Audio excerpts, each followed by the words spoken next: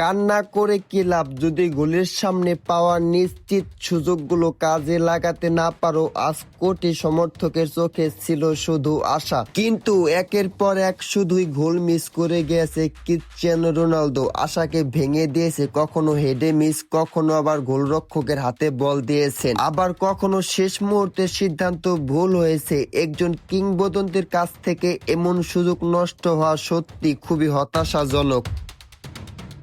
Football এমন একটি খেলা যেখানে একজন প্লেয়ার যদি একটা গোল মিস করে তাহলে পুরো ম্যাচের গল্পটাই বদলে দিতে পারে। মাঠে পারফরমেন্সই শেষ কথা, সুযোগ যখন আসে তখন সেটিকে গোল পরিণত করাই একজন স্ট্রাইকারের সবচেয়ে বড় দায়িত্ব।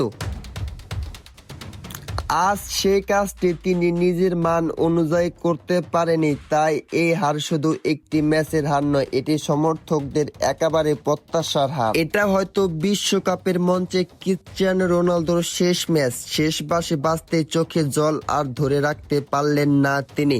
অপূর্ণ স্বপ্ন, হার আর বিদায় বেদনা সব মিলিয়ে কান্নায় ভেঙে পড়লেন ফুটবলের এই কিংবদন্তি। শেষ বিশ্বকাপের বিদায় বেলা চোখের জল যেন বলে দিল সব জয় অর্জন করা যায় না, তবুও ইতিহাস তিনি চিরকাল একজন কিংবদন্তি, মুকুটবিহীন এক রাজা।